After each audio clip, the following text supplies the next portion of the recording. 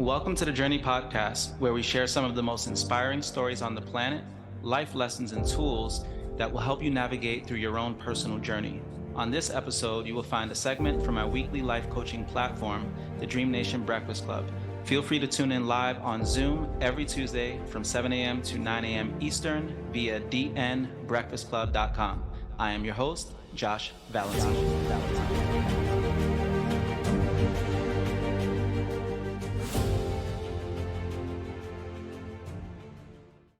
Today, I wanted to talk about finances. I know we've spoken about finances in the past, and I specifically wanted to talk about freeing yourself financially, freeing yourself from the financial bondage. So you have obviously spiritual aspects of life that can be of value, but you also have laws of the land that you have to abide by.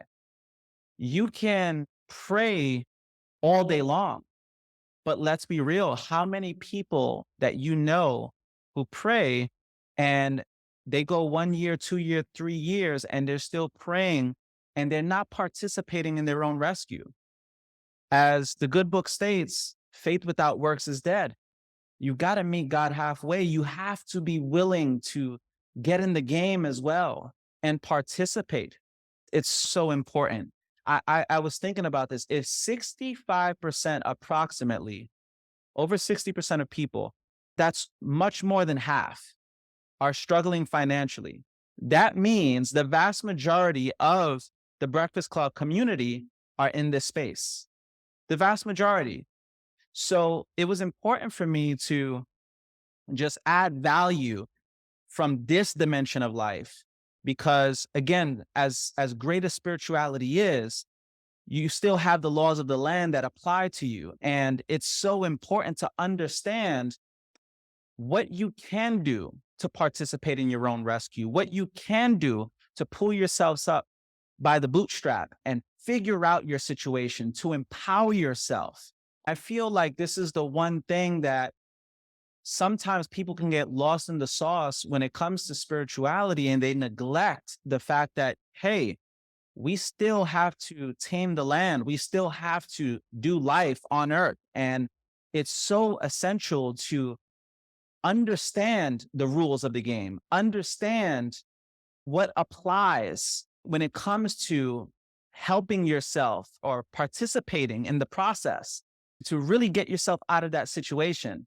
So as much as I love spirituality, I also love practicality.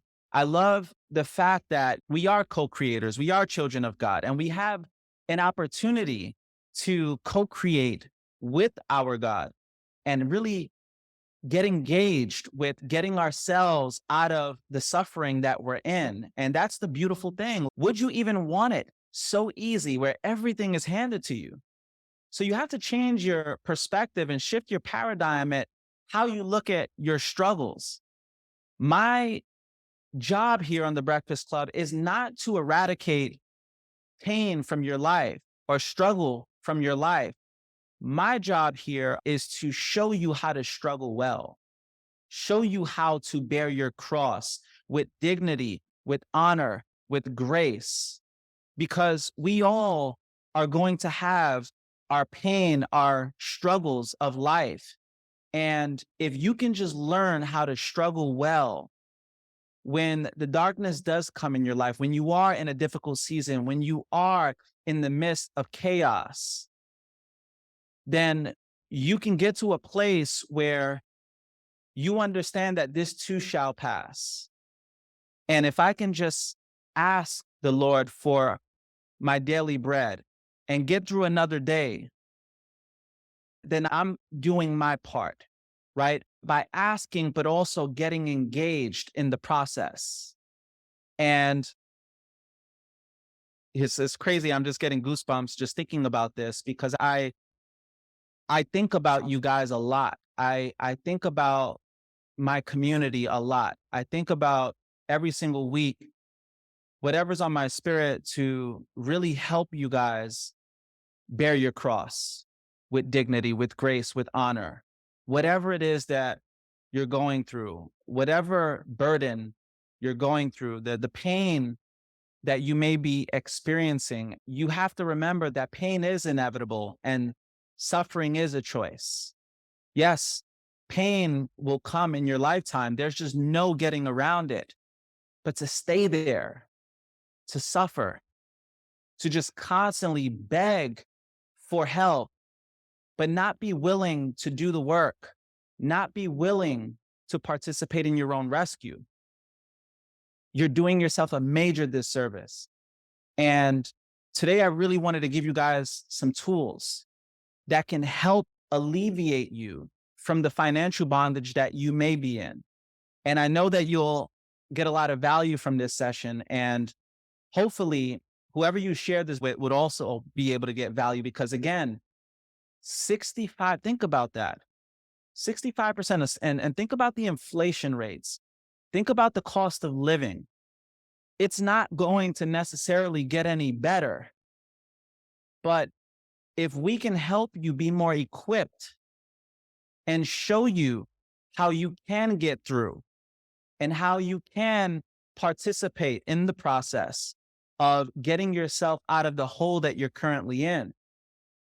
And let me just keep it a buck with y'all. I have friends who are multimillionaires who go through it financially.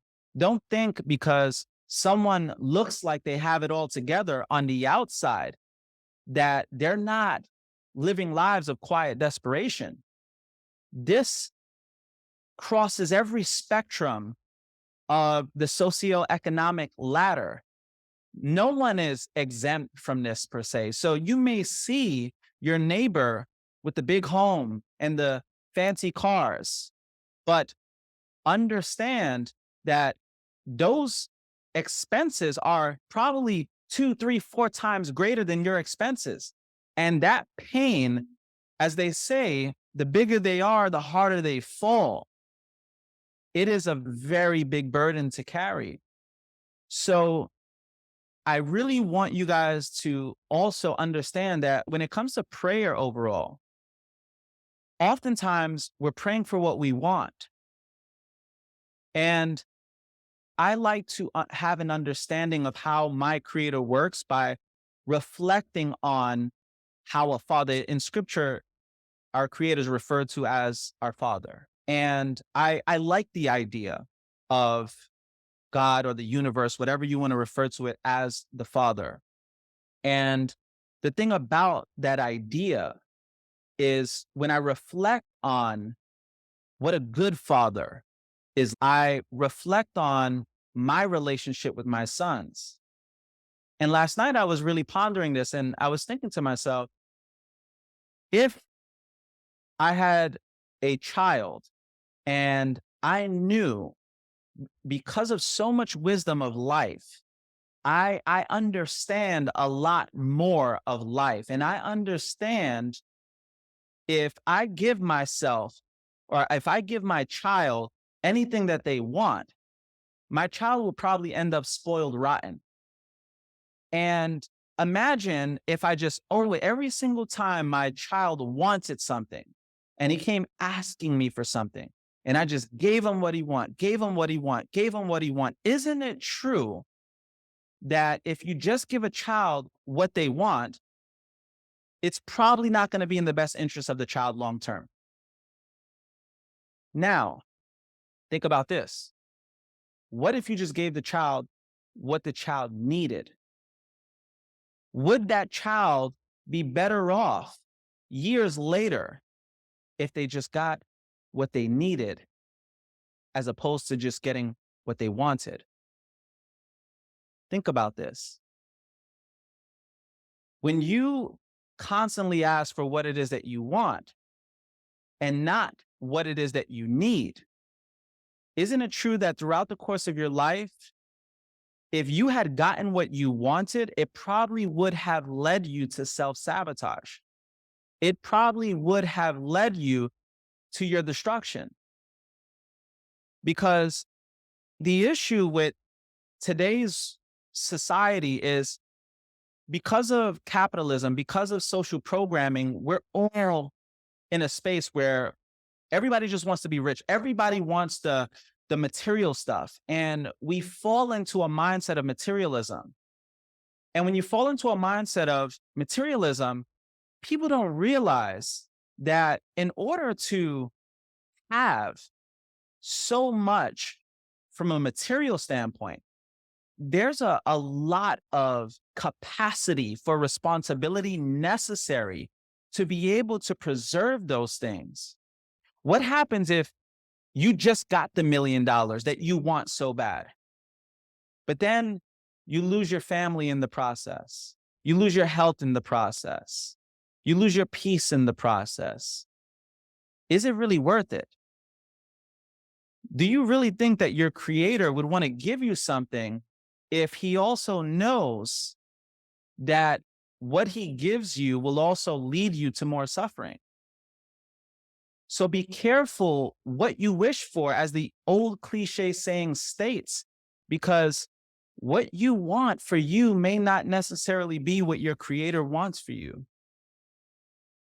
And it's essential to acknowledge that and get to a place of, yes, it's important to be specific about what it is that you want. I'm not denying this, but it's also important to pray for what you need and pray for divine insight and wisdom and guidance. Because if you pray for divine wisdom and guidance or meditate on what God is trying to tell you, then you'll eventually come to the realization of what you truly need as opposed to what you want.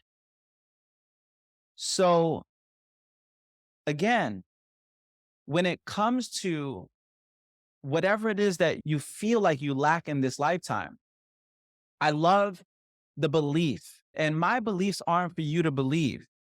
Just see if it resonates with you. See if this messaging resonates to you, no matter what your religion or faith is, or even if you're secular, an atheist, whatever. But just see how this message resonates with you. And I always say you can judge a tree by the fruit that it bears. You look at who's delivering the message and are they bearing really good fruit in their lifetime?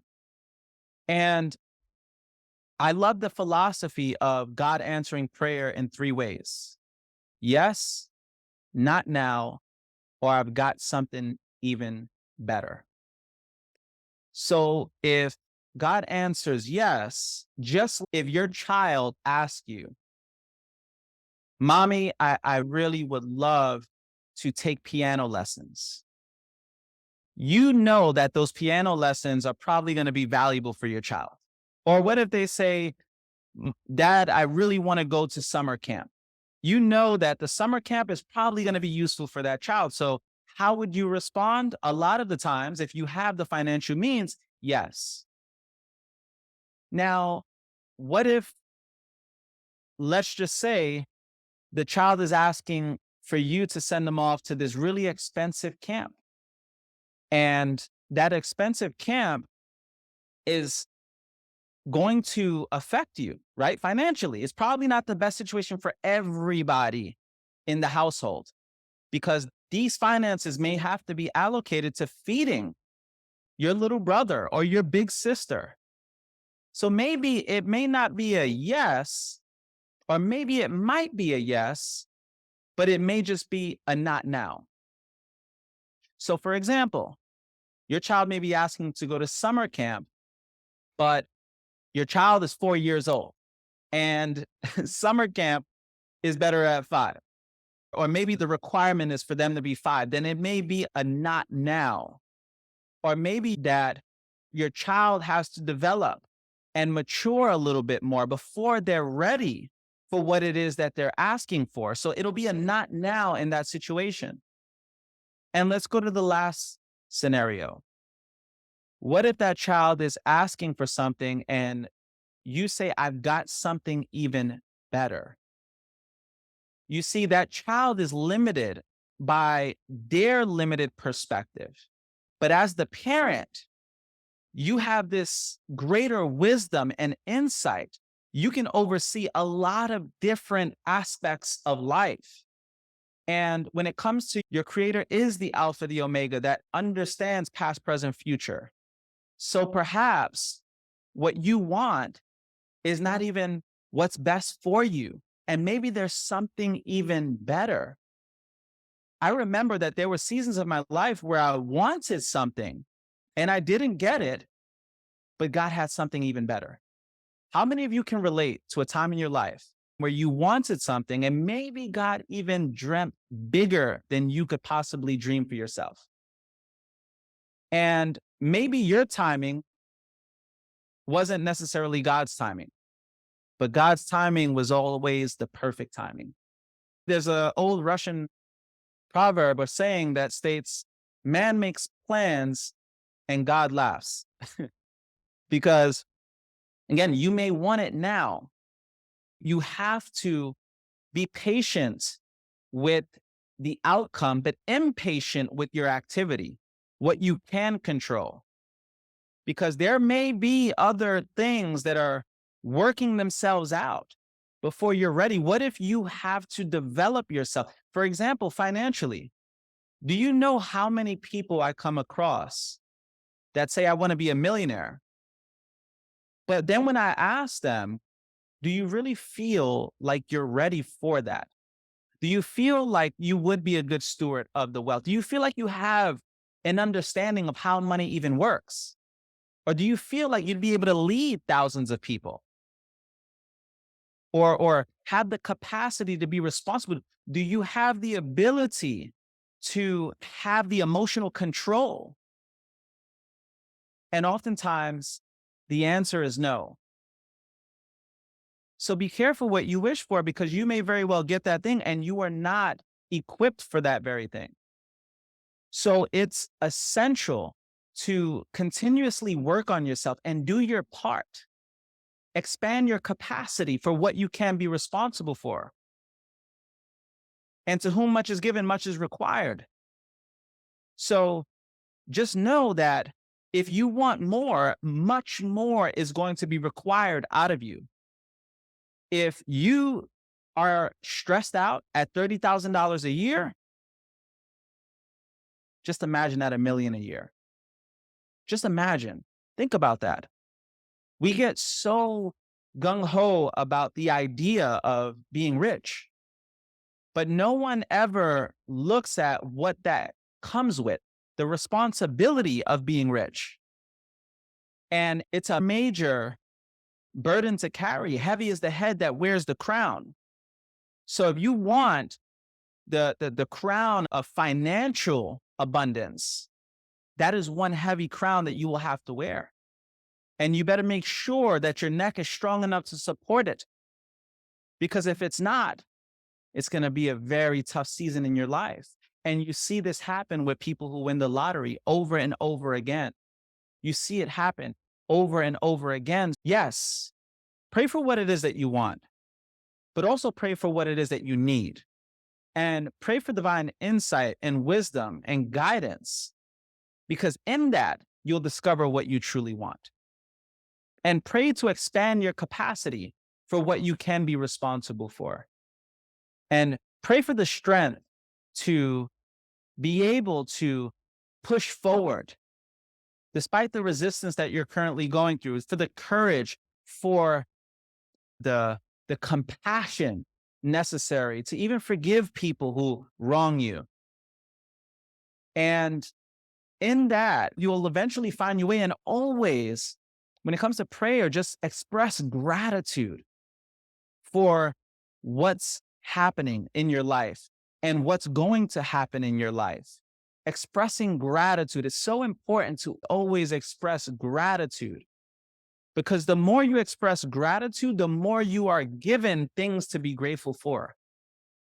You are not attracting your thoughts, you're attracting your emotions. So if you are constantly in a state of gratitude, again, you will be given more and more things to be grateful for. But if you're constantly in a state of lack, in a state of scarcity, then what do you think you're going to get more of? What you focus on expands. So if you're constantly focused on where you're not, if you're constantly focused on the lack, on the scarcity, you're just going to get more of that in your life. I love the analogy of the race car drivers. When race car drivers are being trained, And whenever they're being trained on coming around the bend and let's just say losing control, what ends up happening is most people are hardwired.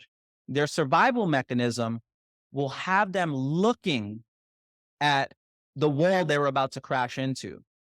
So the NASCAR driver is naturally going to start looking at that wall. And this is what happens. It has been shown that for drivers, whenever they look at where they're going, they're far more likely to go in that direction. So if you look at the wall, the odds of you crashing into the wall are significantly higher. So what the NASCAR drivers are programmed to do or trained to do is automatically when they're sliding out of control, they're trained to look in the direction that they want the car to go. And isn't that such an interesting analogy for life? Because what you focus on expands. So if you are sliding out of control and you start looking at what you're fearful of, if you start putting all of your focus on that wall, if you start putting all of your focus on all of the things that are causing you anxiety and stress, then you're going to be far more likely to go in that direction. But if you focus on where you want to go, you focus on your destination and set your mind on that destination, and you turn the other cheek and you look in the direction of where you're wanting to be headed, then again, what you focus on expands and you'll be far more likely to go in that direction. So with all of this stuff that I'll be sharing with you today, just know that when it comes to just your mindset, when it comes to your attitude about going through whatever it is that you're going through, it's essential to have the attitude that is most conducive for the results that you want to produce in your life. It's important to equip yourself mentally. Mindset and attitude are everything when it comes to liberating yourself from financial bondage. It's so important. You can have the spirituality, but there are many different dimensions of life. It's like taking care of your health. You can pray for abundance all day long, but if you're not taking care of your health, then it's going to have a natural effect on your mind. And your mind is going to have a natural effect on your attitude. So remember, it's 20% skill set, 80% mindset.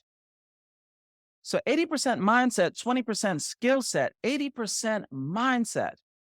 It's the attitude and it's the way you think about what it is that you're going through, the meaning you give to your specific situation. You can sit there and focus on the lack, on the scarcity, on what's not right, or you can make a decision that you are going to be grateful for all of the abundance in your life. And if you look close enough, you'll see abundance everywhere. You will see it everywhere. From the internet, from unlimited knowledge on your phone, abundance is everywhere. The abundance that we have today, it's drastically better than what our ancestors had, even just 50 years ago. It is everywhere. But because you attach finances to abundance, that's why you're having a difficult time. Because you're just looking at abundance from a financial standpoint, but abundance can take many different forms. And when you focus on how abundant you truly are, what do you think you're going to attract more in your life? More abundance. Does anybody believe in this idea of what you focus on expands? Does anybody believe in that? Absolutely. I most certainly believe in this, and I've seen it throughout the course of my life. It's like people who are Debbie Downers and Johnny Rainclouds type of people. These people are always focused on the negative. So what do they get more of? The negative. Think about the people in your family who are most negative. What are they focusing on? The negative. What are they talking about? The gossip. How are they living? Always just dwelling on things. People who always get sick, what are they always talking about? They're always talking about the sickness. There's power in the tongue. You have to be very careful what comes out of your mouth, because what you vocalize, you internalize. And if you're constantly vocalizing things that are negative, you will internalize a lot of negativity in your life. Thanks again for tuning into this episode. It would mean the world to me if you can follow, subscribe, share, or even leave a review. I look forward to putting out more content, and we'll see you on another episode.